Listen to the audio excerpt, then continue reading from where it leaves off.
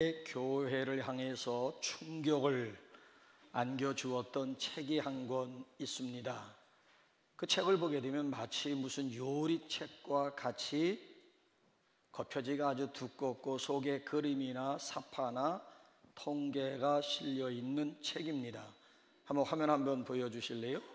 자연적 교회 성장이라고 표지가 상당히 두껍고요. 그 안에 내용 글씨들보다는 오히려 통계 수치라든지 여러 사파들이 많이 들어있는 책입니다.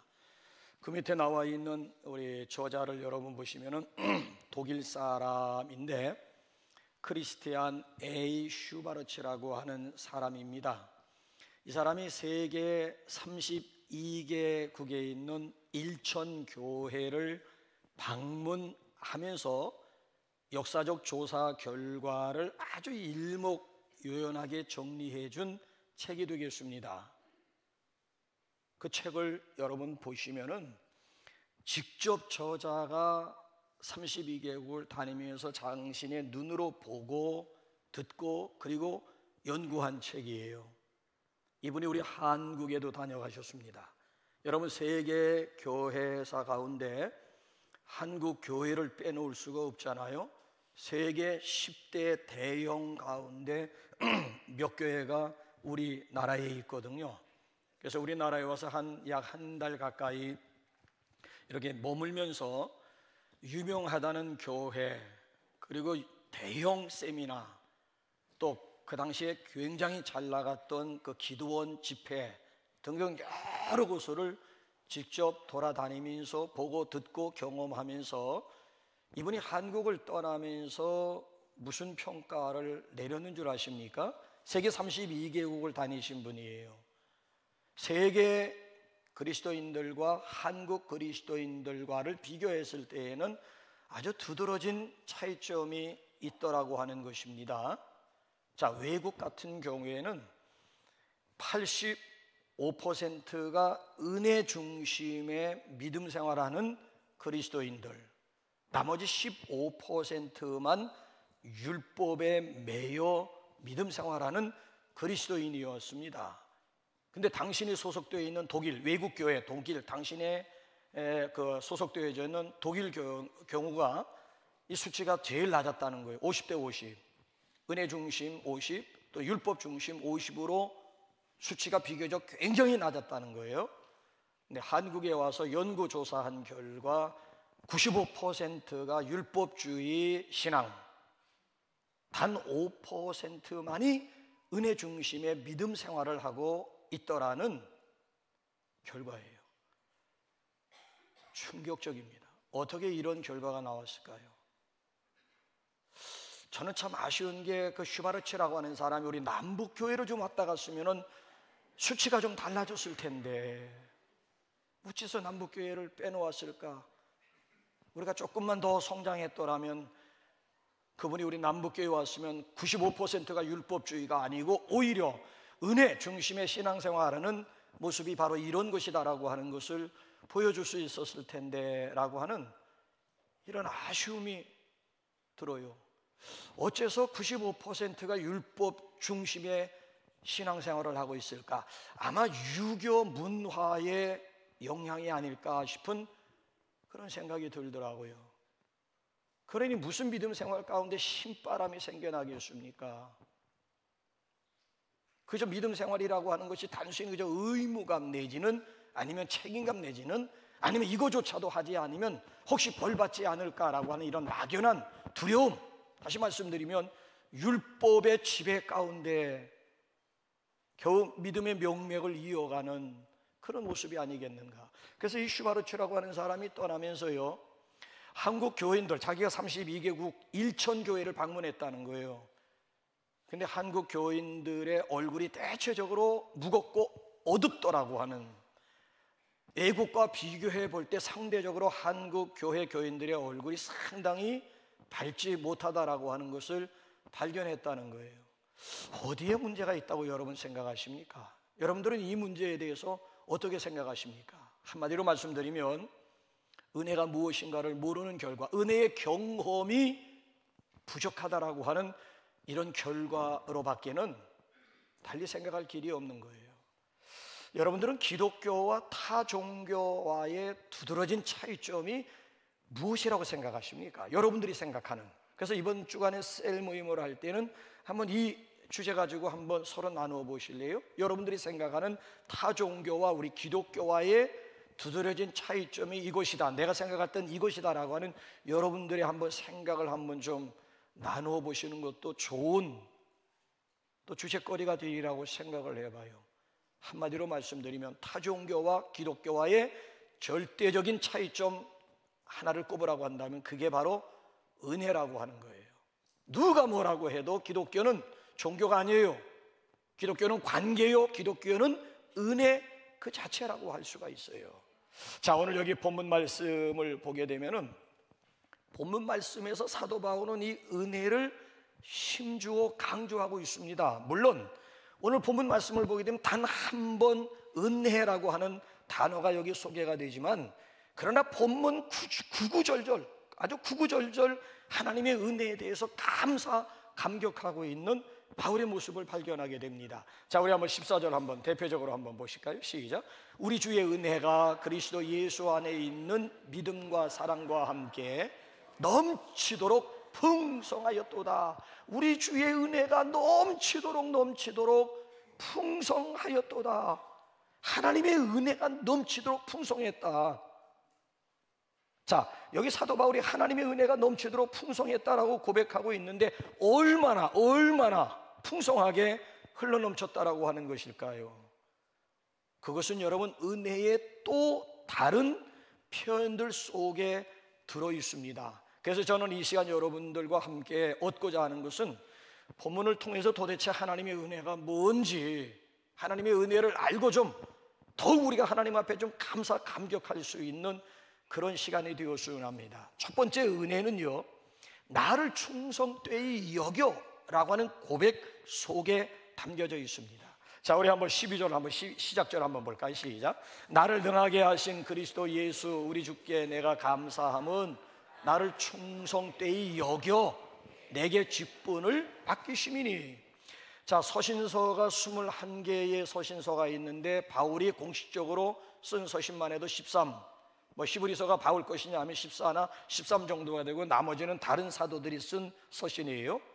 그런데 다른 서신서들을 기록한 다른 사도들은 예수 그리스도라고 하는 칭호를 즐겨 사용했습니다. 예수 그리스도. 근데 바울은 예수 그리스도가 아니라 그리스도 예수라고 하는 칭호를 더 즐겨 사용했습니다. 자, 여기 우리가 함께 선택한 디모데전서는 디모데후서와 디도서와 더불어 목회서신으로 구분이 되는데, 목회서신만 놓고 21개까지 가지 말고 목회서신 3가지 서신만 놓고 볼 때에 예수 그리스도라고 하는 호칭은 6번 나와요. 근데 그리스도 예수라고 하는 호칭은 25번 나와요. 사도 바울은 예수 그리스도보단 그리스도 예수, 다른 사도들은 그리스도 예수라기보다는 예수 그리스도라고 하는 호칭을 즐겨 써요. 그럼 그 차이점이 어디에 있느냐? 간단합니다. 여러분, 다른 사도들은 나사렛 예수님을 먼저 알고 그 나사렛 예수님을 따라다니면서 이분이 그리스도라고 하는 것을 믿게 되고 알게 되었습니다.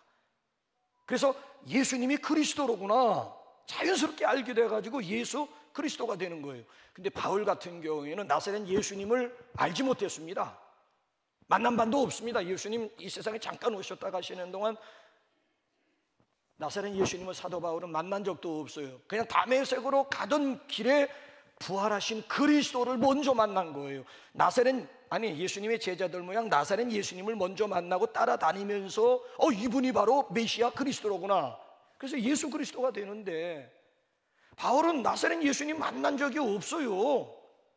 그냥 예수쟁이들 그냥 핍박하기 위해서 다메섹 가던 길에 부활하신 그리스도를 만나게 된 거예요. 그리스도가 나사렛 예수님이네 해서 바울에게 있어서는 그리스도 예수가 된 거예요. 그 차이점을 여러분 쉽게 이해가 되겠습니까? 말하자면, 다시 말씀드리면은 바울은 그리스도 예수라고 하는 호칭 속에서 다메섹 경험, 다메섹 체험을 간접적으로 우리에게 고백하고 있는 그런 내용이에요. 여러분, 그렇습니다. 바울은 다메섹으로 가는 길에 부활하신 예수님을 만났습니다. 그 다메섹으로 가는 길이 어떤 길이었을까요? 자, 한번 사도행전 9장 1절 2절 한번 보실까요? 어떤 길인지. 시작. 사울이 주의 제자들에 대하여 여전히 위협과 살기가 등등하여 대제사장에게 가서 다메섹 여러 회당에 가져갈 공문을 청하니, 이는 만일 그 도를 따르는 사람을 만나면 남녀를 막론하고 결박하여 예루살렘으로 잡아오려 함이라. 푸른 바다 나서니 몸 어디든지 가오리다. 순종의 길, 예수 사랑의 길이 아니었어요. 오히려 그 반대예요. 십자가의 원수로 행하는 다메섹 길이었습니다. 예수쟁이들 잡아오기 위한 길이었어요. 전혀, 여러분, 나를 충성이라고 하는 페이스풀 아닙니까? 절대 그 모습은 여러분 믿음직스럽지도 않고 충성스럽지도 않았어요. 그럼에도 불구하고 하나님께서는 바울을 충성되이 여겨주셨다, 인정해주셨다, 간주해주셨다라고 하는 얘기. 충성과는 전혀 상관이 없음에도 불구하고, 아니 충성과는 아예 정반대 길에 서 있음에도 불구하고 하나님은 그를 믿어주었다는 얘기고, 하나님은 그를 충성되이 인정, 실제로 바울이 충성한 것이 아니고 충성된 일꾼으로 인정, 충성되이 여겨, 이걸 은혜라고 하는 거예요. 충성과는 전혀 상관이 없는 사람을 충성된 사람으로 인정해주고, 믿을 수 없는 메이커 바울이었음에도 불구하고 믿을 수 있는 사람으로 하나님이 그를 믿어주었다는 얘기. 믿음의 건덕지도 없는 이런 인간을 하나님은 피스풀한 사람으로, 믿음직스러운 사람으로 인정해 주었고, 충성스러운 사람으로 인정해 주어가지고 그를 하나님께서 역사적으로 세워주셨다라고 하는 그런 고백이에요. 이걸 은혜라고 하는 거예요. 이제 은혜가 여러분 뭔지 이제 좀 감이 잡히십니까? 은혜가 뭔지 이제 감이 좀 잡히십니까? 바울의 행위와는 상관이 없는 거예요. 행위로 인해서 인정받았다는 율법주의가 아니에요. 행위와는 전혀 상관없이, 아니 일도 하지 않은 사람에게 하루 품삯, 일한 사람과 일하지 않은 사람을 놓고 일한 사람도 한 데나리온이고 일하지 않는 사람에게도 한 데나리온 주었다면 이걸 은혜라고, 이건 당연한 거예요. 이건 당연한, 하루 일해가지고 내가 한 데나리온 받으면 이건 싹시지 뭐, 이건 임금이고 당연히 내가 받아야 할 몫이지만, 왜? 내가 일해서, 내가 내 의지 가지고 얻은 결과이기 때문에 율법주의라고 하는 거예요. 근데 은혜라고 하는 것은 그와 정반대 개념이라고 하는 거예요. 여러분은 여러분이 믿음직스럽고 충성스러워 가지고 하나님이 불러주시고 세워주시고 직분을 주셨다고 그렇게 생각들 하십니까? 자격이 있어서 직분 받았다고 여러분 생각하십니까? 교회들마다요 임직식 겪고 보통 후유증을 겪는 게 아니에요. 솔직히 저는 임직식 하고 싶은 마음이 없어요. 임직해서 사람들이 더 얻어지고 사람들이 다 함께 기뻐하고 이 일로 인해서 막 교회가 막 부흥을 하고 막 이런다면 매년 임직식을 하겠지. 매년 몇 년 만에 한 번씩 임직식을 하게 되면 꼭 저에게는 후유증이 남아요. 왜? 성도들 가운데 흔들리는, 실망하는 성도도 있고 상처받은 또 시험 든 성도도 있고, 그걸 견디지 못한 사람은 또 뛰쳐나가는 분도 있고. 이유는 딱 한 가지거든요. 우리 교회뿐만이 아니라 어느 교회든지 마찬가지예요. 저 사람이 저런 직분 받을 자격이 있나? 아니 저 사람은, 내가 볼 때 저 사람은 형편이 없는데 당회에서 실수한 거 아니야? 목회실에서 실수한 거 아닌가? 나 같은 인간이 저 자리에 서야 되는데 어째서 저 인간이 저 자리에 설 수 있단 말인가 해서 상대적인, 그 안에 관계 속에 상대적으로 스스로가 시험이 되는 거예요. 낙심이 되는 거예요. 나는 인정받지 못했다는 얘기인가? 뭐 등등 하면서, 저는 그렇게 생각하는 분들, 그렇게 또 말하는 분들을 향해서 마음속으로 제가 질문을, 그러는 당신은 자격이 있다고 생각하십니까? 라고 묻고 싶은 거예요. 사실 저와 여러분 모두가 하나님 앞에서는 50보 100보 그 이상도 그 이하도 아닙니다.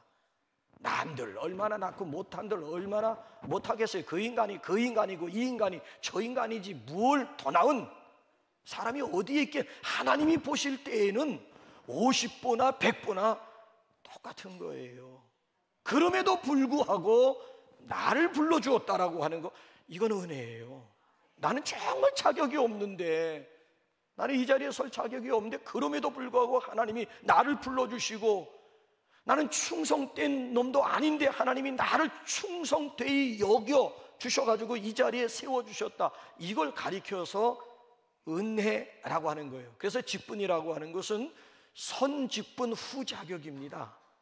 선직분이라고 하는 것은 은혜로 직분을 받고 그 다음에 직분자다운 모습으로 자격을 갖추고 자질을 갖추. 맨 처음부터 자격이 있어서 직분 받는 분은 없어요. 그냥 은혜로 받은 직분, 그냥 하나님이 선물로 나에게 이런 직분, 그러다 보니까 내가 집사 직분 받고 권사 직분 받고 장로 직분 받고 목사 직분 받고 그 다음부터 이제 어이구야, 이제 내가 집사다운 집사가 되어줘야지, 이제 장로다운 장로도 되어줘야지, 목사다운 목사가 되어 가야지. 직분 받고 그 다음에 이제 그 자격에 걸맞는 모습으로 만들어져가는 이 성화의 과정을 통해 가지고 빚어지는 과정을 통해서 하나님이 기대하시는 일꾼으로 세워지게 되는 거예요. 바라기는 우리 하나님의 이 시간도 은혜가 저와 여러분들 가운데 부어질 수 있기를 주님의 이름으로 축원합니다. 전혀 페이스풀하지 않은데도 불구하고 하나님이 그렇게 인정해 주셔서 우리를 불러주시고 골라주시고 세워주시고, 오늘도 우리가 찬양하는 천국 찬양대 반열에 서가지고 우리 하나님 앞에 영광을 올려드릴 수 있음이 얼마나 감사.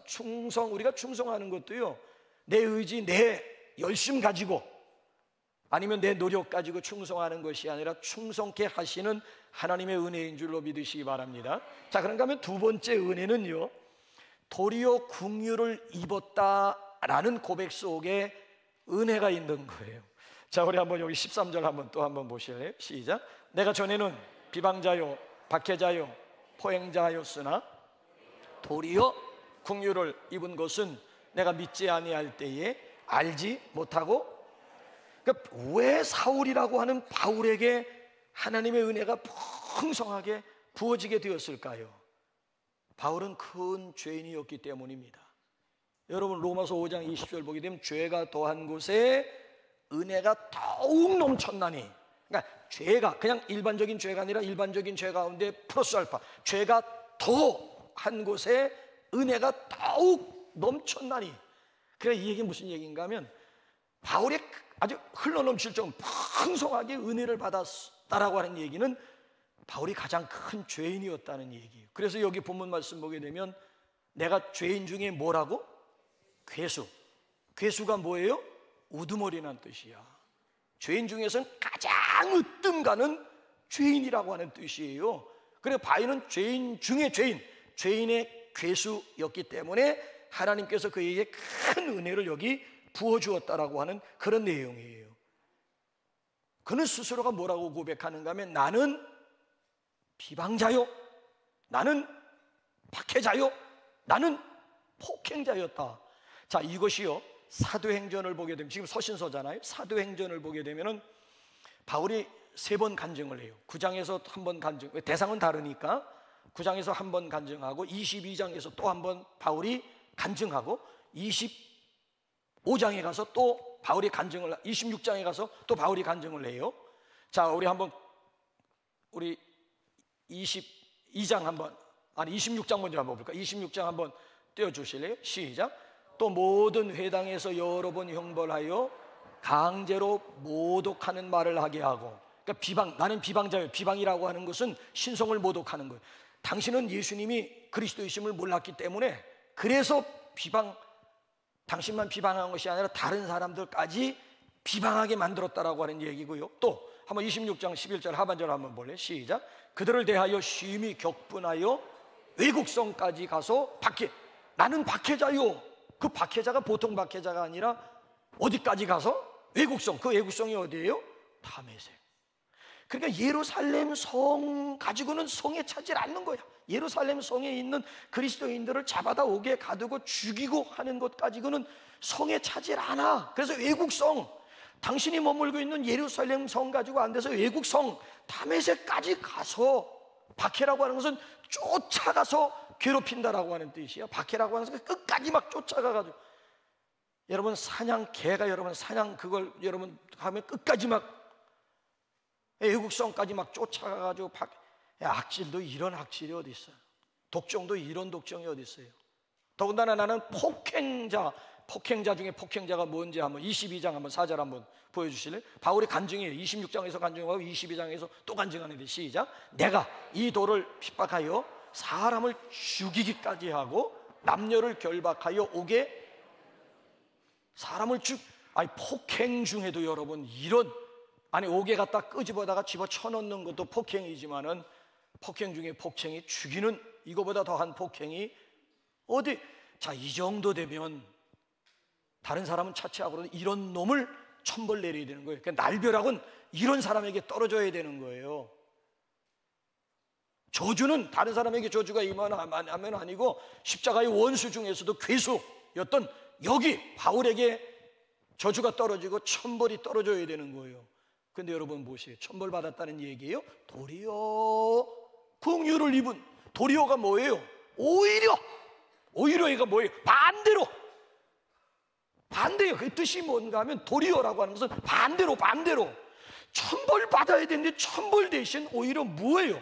하나님의 긍휼을 입었다는 얘기야. 마치 이건 뭔가 하면 십자가상의 강도예요.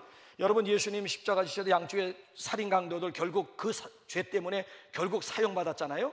한쪽 강도가 당신의 나라에 임하실 때 나 기억하 나에게 긍휼을 베풀어 달라는 거야. 그래서 예수님이 오늘 내가 나와 함께 낙원에 있어요. 여러분 낙원 천국에 들어가는 것은 긍휼 하나님의 은혜가 아니면 지난번에 우리가 살펴봤듯이 구원의 절대 조건은 은혜로 인하여 은혜 없이는 누구도 구원받을 수가 없는 거예요. 그래서 나를 긍휼히 여겨달라. 그래서 주님께서 그에게 긍휼의 옷을 입혀 줘가지고 결국 그날 동시에 예수님과 함께 낙원 천국에 들어가게 되었다라고 하는 얘기예요. 이 시간도 여러분 하나님의 놀라우신 긍휼이 저와 여러분들 가운데 부어질 수 있기를 우리 주님의 이름으로 축원합니다. 그러니까 여러분 은혜라고 하는 것은 받을 자격이 없는 사람에게 베풀어지는 호의, 하나님의 긍휼, 이걸 은혜라고 하는 거예요. 전혀 긍휼 받지 못할 사람이 도리어 저주받을 사람이 도리어 긍휼을 입는 것, 이걸 쉽게 말씀드리면 이걸 은혜라고 하는 거예요. 자, 세 번째 은혜는 성육신 사건 속에 들어 있습니다. 자, 우리 한번 15절 다 같이 한번 읽어보실래요? 15절 시작. 믿보다 모든 사람이 받을 만한 이 말이요 그리스도 예수께서 죄인을 구원하시려고 세상에 임하셨다 하였도다. 죄인 중에 내가 괴순이라. 자, 빨간 글씨를 보게 되면 저게 바로 신구약 전체 복음을 한 구절로 요약한 거야. 신구약 39권 1181장을 얼마나 방대해, 성경의 복음이 얼마나 방대해, 그 방대한 복음을 딱 한 구절로 요약해 주십시오 하면 그리스도 예수께서 죄인을 구원하시려고 세상에 임하셨다, 이걸로 요약이 되는 거예요. 신구약 모든 성경은 저 한 구절로 요약을 하셔. 저기 복음이야. 아, 목사님, 그리스도 예수께서 죄인을 구원하시려고 세상에 임하셨다. 목사님은 암송하셨는데 나는 이 시간 암송 못하겠습니다. 단 한 단어로 줄여주세요. 뭘까요? 저 한 구절을 한 단어로 또 요약을 하게 된다면 그게 뭘까요? 인카네이션, 성육신이야, 성육신. 여러분 한번 생각해 보세요. 아니, 그리스도 예수께서 죄인을 구원하시려고 세상에 임하셨다, 이거를 한 단어, 영어는 인카네이션이 되는 것이고 우리말로는 성육신, 한문으로는 성육신이라고 할 수가 있잖아요. 여러분, 이 사실 예수님 보세요. 예수님은 하나님이 사람이 되신 분이에요. 그렇죠? 예수님은 하나님이 사람이 되신 분이에요. 그럼 왜 하나님이 사람이 되었을까? 죄인을 구원하시려고가 이유와 목적이에요. 굳이 하나님이 예수님은 하나님이 사람이 되신 분인데 굳이 하나님이 사람의 몸을 입고 이 땅에 오실 이유가 뭐 있느냐? 죄인을 구원하시려고. 이것은 사도들뿐만 아니라 예수님에 의해서도 구원하시려고 이 세상에 오셨다라고 하는 것은 다른 사도들뿐만 아니라 예수님 당신도 내가 온 것은 의인을 부르러 온 것이 아니라 죄인을 부르러 회개시켜 구원하시기 위해서 내가 오셨다라고 하는 건 예수님에 의해서도 이미 선포된 말씀 아니겠습니까? 세상의 모든 종교는요, 둘로 나눌 수가 있습니다. 세상의 모든 종교가 뭐 몇십 가지 몇백 가지 종교가 있다는데 그 딱 두 가지로 딱 나눌 수가 있어요. 여러분, 종교라고 하는 거 일반 보세요. 사람 인간이 하나님을 찾는 몸부림, 인간이 하나님을 찾는 노력과 신이 인간을 찾아오는 역사. 그래서 세상의 모든 종교는 두 가지예요. 인간들이 막 하나님을 찾아 막 역사적으로 막 몸부림을 치고 막 그런가 하면은 신이 인간을 찾아온 역사. 그래서 자력 종교와 타력 종교로 구분할 수가 있어요. 자, 존 스토트 하게 되면 영국 성공의 사제이신데 세계적 복음의 거장이 존 스토트라고 하는 분은 세계적 복음의 거장. 점점 세속화되어져가는 세상 속에서 복음의 위대함을 역설한 현대 영국 교회의 아버지와 같은 그런 분이에요. 이 존 스토트 신학자이기도 하면서 목회자이기도 하신 분인데 현대 신학, 현대 목회의 아버지, 대부와 같은 역할을 하는 분이에요.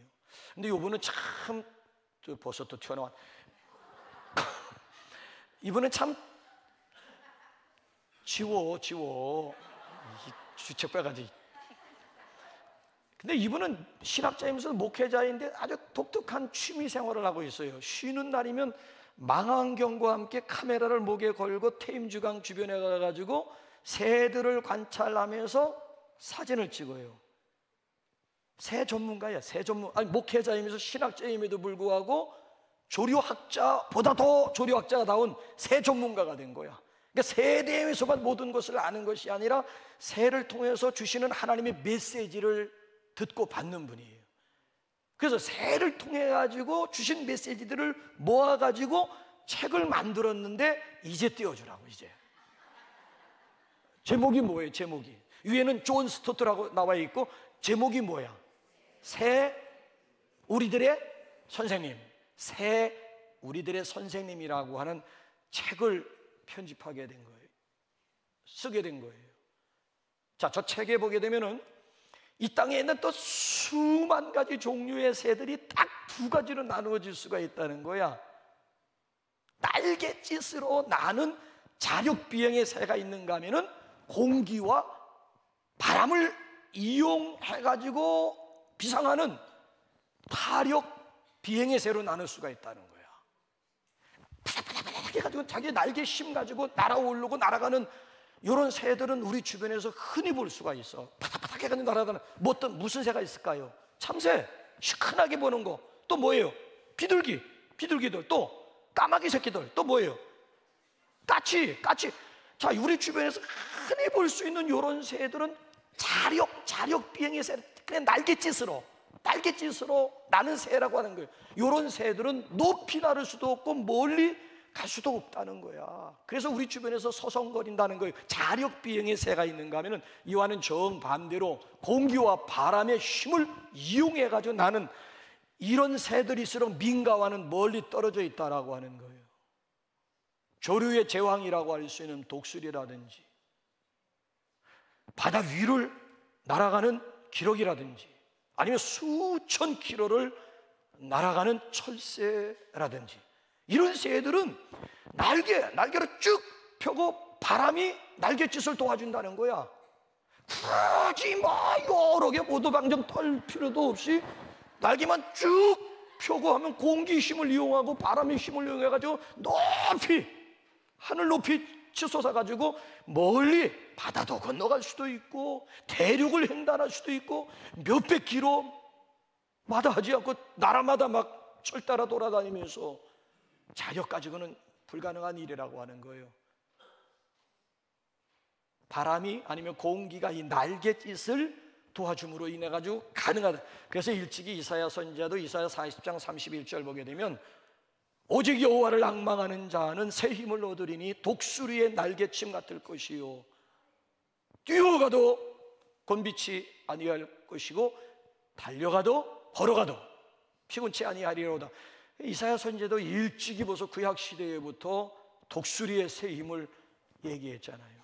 그럼 새들만 두 종류로 나눌 수가 있느냐? 아니에요. 인간도 또 두 종류로 나눌 수가 있다는 거예요. 자기 힘 가지고 사는 인간이 있는가 하면 하나님의 은혜의 힘 가지고 살아가는 사람들이 있다라고 하는 얘기예요. 종교도 마찬가지. 종교도 스스로의 뭐 고행이나 뭐 선행이나 뭐 공로나 아니면 자기 철학이나 소위 말하면 자기의 가지고 사는 사람이 있다는 거예요. 자기의. 그런가 하면은 하나님이 세상을 이처럼 사랑한 독생. 여러분 보세요. 기독교의 시작은 여기서부터 시작돼요. 하나님이 세상을 이처럼 사랑하사 독생자를 주셨으니, 그러니까 예수님이 이 세상에 오신 것도 스스로의 의지 가지고 오신 것이 아니라 하나님이 당신의 아들을 보내주신, 예수님이 이 세상에 오신 것조차도 하나님의 보내심에 의해서.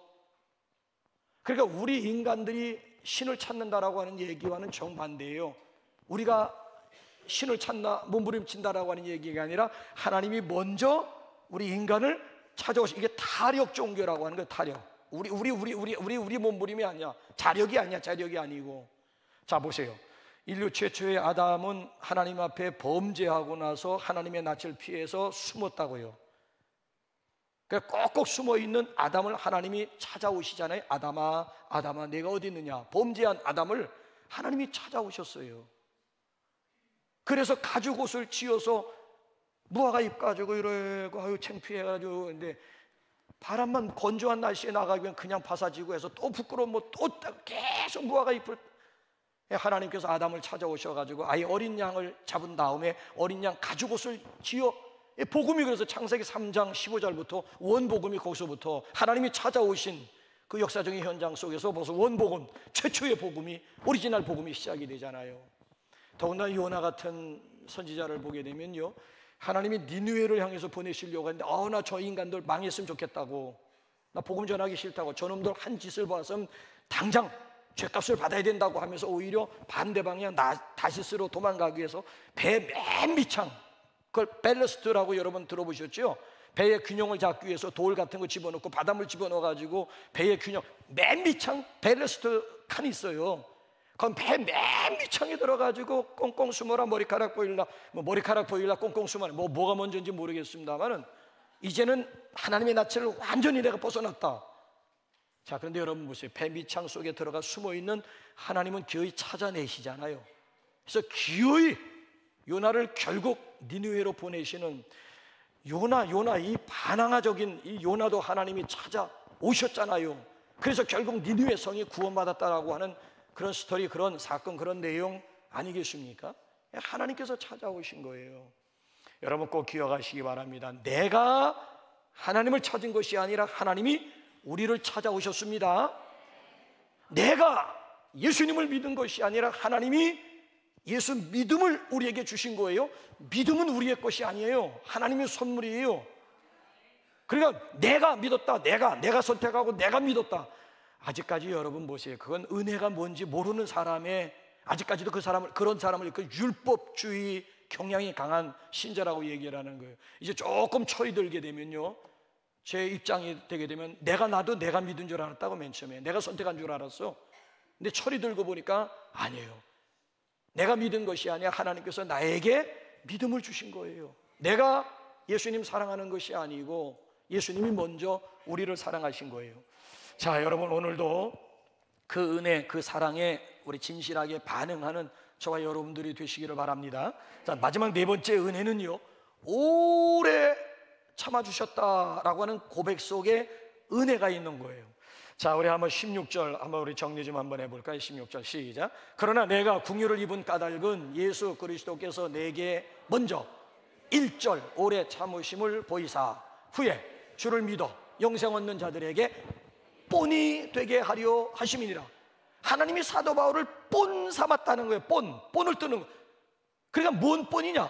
은혜가 무엇인가를 보여주기 위해서 하나님이 사도 바울을 본 삼으셨다. 모델링, 이걸 고상하게 모델링 삼으셨다는 얘기예요. 모범 삼았다는 얘기야. 은혜가 무엇인가를 보여주기 위해서 하나님이 사도 바울을 본 삼아 주었다는 얘기예요. 자, 그래서 여러분 저 16절 똑같은 16절이지만 저건 우리 개역 개정 성경이야. 우리가 가지고 있는. 근데 메시지 성경이 있어. 유진 피터슨이 쓴 메시지 성경. 원문을 피터슨이라고 하는 사람이 자기 나름대로 언어 가지고 번역을 하면서 메시지 성경을 만들었는데, 한번 16절을 메시지 성경에서는 어떻게 한번 번역했는지 한번 보실래요? 시작. 내가 그 증거입니다. 나는 공공의 죄인 1호로서 순전한 자비가 아니었다면 구원받지 못했을 사람입니다. 내가 그 증거요. 내가 은혜요. 내가 그 증거요. 나는 공공의 적 1호. 오늘 본문 표현대로는 죄인의 괴수였다는 거야. 그래서 순전한 자비가 아니었어. 아주 100%야. 이거는 물 섞기 순전하다라고 하는 것은 뭐 물하고 기름, 뭐 우유하고 섞었다는 그런 얘기야. 이건 100% 그냥 오리지널 순전한 하나님의 자비, 전적인 하나님의 자비가 아니면 절대 나는 노 구원. 그래서 공동 번역 성경을 보게 되면 요 16절을 어떻게 번역했는가 하면, 우리 성경에서 오래 참아주셨다라고 했지만은 공동 번역, 가톨릭과 우리 개신교가 함께 공동으로 성경을 번역한 그 성경을 보게 되면은 한량 없는 관용, 한량 없는, 끝이 없는 엔들리스 러브, 그냥 한량 없는 관용으로 표현을 한 거예요. 하나님의 절대적인 은혜를 오래 참아주셨다, 순전한 자비다, 한량 없는 관용으로 번역을 한 거예요. 자, 여러분, 하나님께서 저와 여러분을 어떤 상태, 어떤 처지 가운데서 오래 참아주셨을까요? 자, 부사에 한번 주목하면서 빨리 또 정리합시다. 자, 로마서 5장 6절 8절 10절 시작. 우리가 아직 연약할 때에 기약대로 그리스도께서 경건하지 않은 자를 위하여 죽으셨도다. 우리가 아직 죄인 되었을 때에 그리스도께서 우리를 위하여 죽으심으로 하나님께서 우리에 대한 자기의 사랑을 확증하셨느니라. 우리가 원수 되었을 때에 그의 아들의 죽으심으로 말미암아 하나님과 화목하게 되었은즉 화목하게 된 자로서는 더욱 그의 살아나심으로 말미암아 구원을 받을 것이니라. 언제?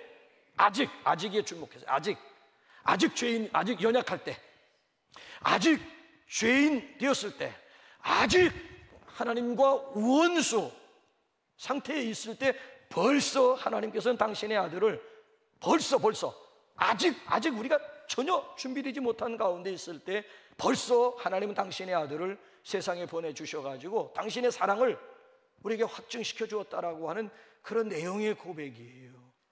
바울 같은 경우에 십자가의 원수로 행할 때 천벌 대신 오래 참아주셨고,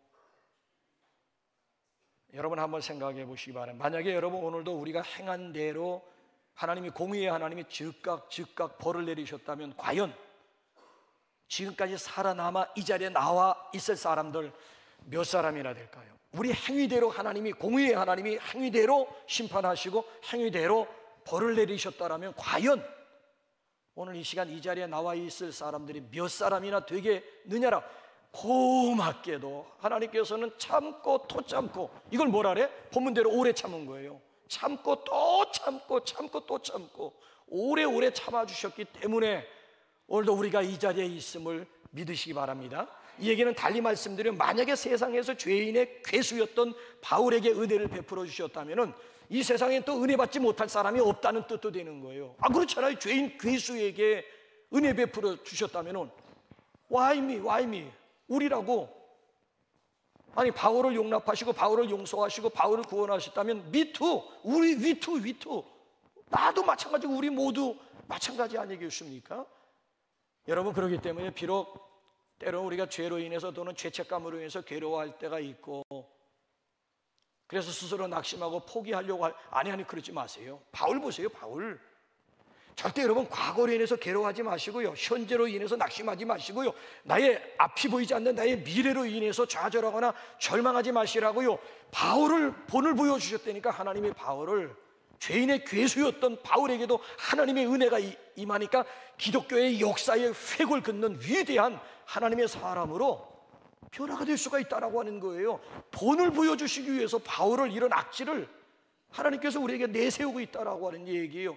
바울을 통해서 우리가 도전받고 바울을 통해서 용기를 얻어야 되는 것이지, 스스로 괜히 나의 지난 과거로 인해서 계속 벗어나지는 못하고 현재 요 모양 요 꼴로 인해서 앞이 보이지 않는다고 해서 스스로, 아니 그건 그리스도인의 모습이 절대 아님을 우리에게 강조해. 은혜의 힘이 여기에 있는 거예요. 하나님의 은혜가 임하기만 하면, 아니 그것도 풍성하게 임하기만 하면 뭐예요?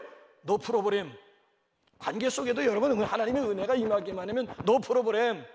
우리 일상사 가운데도 하나님의 은혜가 나에게 부어지기만 하면 노 프로브렘, 문제 없다라고 하는 거예요. 오늘도 우리를 새 사람으로 변화시키는 하나님의 은혜가 저와 여러분들 가운데 부어질 줄로 믿습니다. 자, 결론은 뭡니까? 오직 하나님께 영광으로. 마지막 우리 한번 17절 한번 볼까요? 한번 보세요. 시작.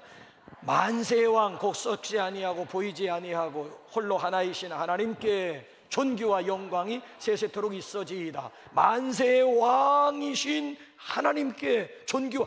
자, 12절 시작은 뭐예요? 예수 그리스도께 감사함은. 바울은 본문 말씀 시작을 예수 그리스도께 감사함으로 시작했고 끝은 뭐예요? 영원하신 홀로 한 분이신 하나님께 존귀와 영광을.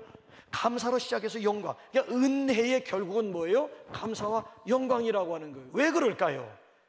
자, 여러분 2절 한번 다시 한번. 참 미안합니다. 조금만 2절 한번 좀 볼까요? 빨리 띄워주세요. 자, 시작. 하나님 아버지와 그리스도 예수 우리 주께로부터 은혜와 긍휼과 평강이 내게 있을지. 자, 은혜가 어디로부터 오는 거예요? 하나님과 그리스도로부터 은혜가 오는 거예요. 위로부터 오는 거예요. 여러분 세상의 모든 종교와 기독교의 차이점은 여기 있는 거예요. 뭐 부활이니 뭐 생님 뭐니 이런 거 다 떼버리고 은혜는 근본적으로 하나님과 예수님에게서부터 오기 때문에 기독교와 우리 타종교와의 절대적인 차이점은 은혜라고 하는 거예요. 은혜. 더 쉽게 말씀드리면 하나님도 우리에게 은혜 주고 예수님도 우리에게 은혜 주고, 더 정확하게 표현하면 하나님은 예수님을 통해서 우리에게 은혜를 부어주시는 거예요. 자, 요한복음 1장 17절 마지막입니다. 진짜 마지막. 시작. 율법은 모세로 말미암아 주신 것이요 은혜와 진리는 예수 그리스도로 말미암아 온 것이라. 은혜는 하나님과 예수님에게 오는 것. 더 정확하게 표현하면 하나님이 예수님을 통해서 우리에게 은혜를. 그래서 우리가 하나님의 은혜를 받기 위해서는, 하나님의 은혜가 넘치기 위해서는 그리스도 밖이 아니라 그리스도 안에 있어야 되고 그리스도의 사람이 될 때, 그래서 우리가 전도해야 되는 거예요. 예수님 밖에는 이런 놀라운 은혜를 얻을 수 있는 길이 없기 때문에, 그래서 우리가 알지 못하는 저 사람들을 향해서 복음을 전해야 되는, 절대 복음의 이유가 왜? 예수 외에는 은혜가 없어요. 은혜 받을 수도 없는 거예요. 이게 바로 오늘도 우리가 VIP 가을 축제를 행하게 되는 절대적인 이유라고 하는 얘기예요. 그래서 바울은 그 은혜로 인해서 예수님 앞에 감사하고, 또 그 은혜는 예수님을 통해서 우리에게 임하기 때문에 하나님 앞에 존귀와 영광을 올려드리고 있어요. 자, 바울처럼 우리가 받은 은혜에 대해서 우리 한번 다음 주간에 한번 우리 마음껏 하나님 앞에 좀 감사도 우리 표현해 보면서, 우리 추수감사 주일 때는 존귀와 영광과 찬양을 하나님 앞에 온전히, 또 찬양 축제가 있잖아요. 우리 찬양을 온전히 하나님 앞에 올려드릴 수 있는 우리 남북 공동체가 될 수 있기를 주님의 이름으로 축원합니다. 자, 이 시간 우리 한번 뷸라 중창단을 초청하도록 하겠습니다. 역대